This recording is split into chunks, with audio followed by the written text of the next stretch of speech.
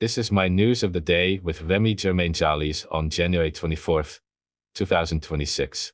United States President Donald Trump has threatened Canada with new import tariffs of 100% on all Canadian goods.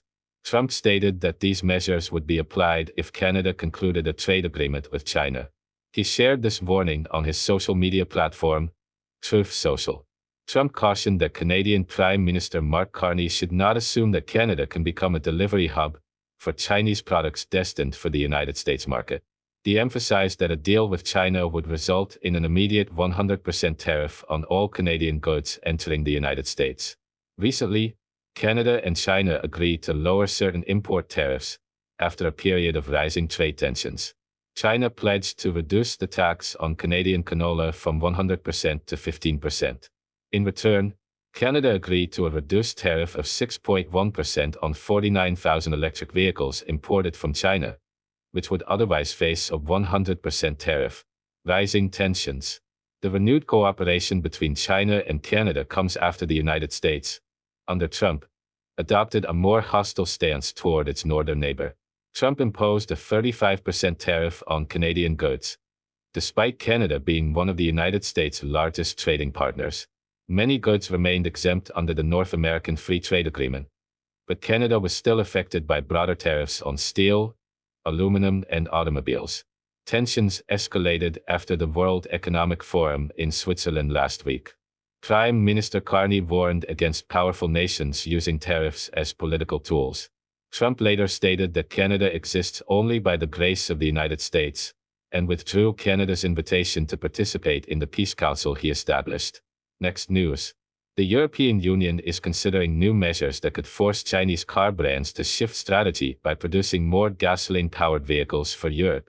Chinese automakers entered Europe rapidly, challenging the established industry.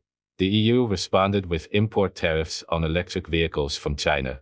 Chinese manufacturers adapted by exporting plug-in hybrids and electric vehicles with range extenders, currently not subject to additional tariffs. In 2025, exports of Chinese hybrid vehicles to the EU rose by 155%, while fully electric Chinese cars increased by only 12%.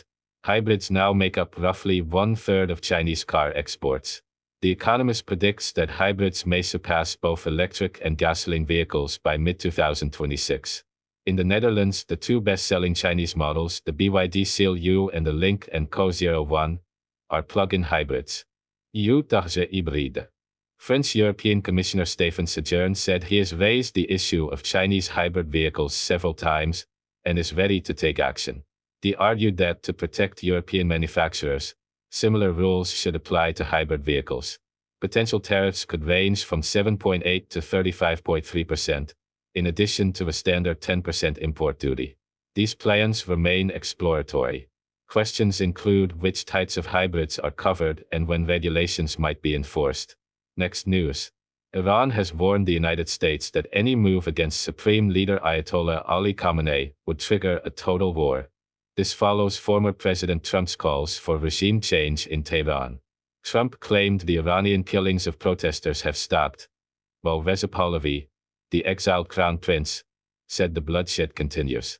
Protests over Iran's economy have escalated, with thousands reportedly dead. Iranian officials blame U.S. policies for the unrest.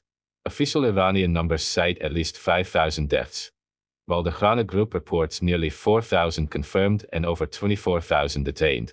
Trump stated the U.S. is ready to help protesters. Iran continues to face challenges from a June 2025 conflict with Israel and previous protests in 2022, following the death of Mahsa Amini. Next news. Former U.S. President Trump responded to a Minneapolis shooting involving immigration and customs enforcement agents and a 37-year-old man. Trump claimed the event is a cover-up for theft and fraud and criticized local officials. Authorities said the man drew a firearm on agents, resisted arrest, and was fatally shot. The Minneapolis Star-Tribune identified him as Alex Jeffrey Preddy, a licensed nurse. Trump demanded that ICE personnel be allowed to perform their duties and highlighted arrests of 12,000 illegal, violent individuals in Minnesota. Governor Tim Walz condemned the federal operation, calling for removal of untrained agents. Next news. Haitian security forces targeted gang leader Jimmy Chersier barbecue. In Port-au-Prince, special police units killed 6 gang members, seized weapons, drones, uniforms, bulletproof vests, tear gas and cash. Minister Patrick Polissier said operations are reclaiming the capital, moving from red to orange zones, and will continue. Gangs have sought to overthrow the government since the assassination of President Jovenel Moïse in July 2021. Next news. Guyana's population now stands at 878,674, according to the Bureau of Statistics, down from 956,044 at the end of 2024.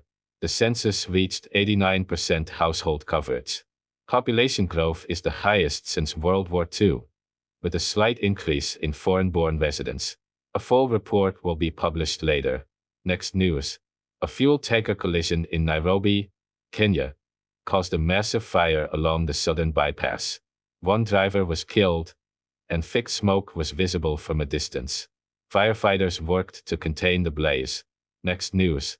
Haiti's Transitional Presidential Council voted to dismiss Prime Minister Alex Didier Filzayam 2 weeks before the council's term ends.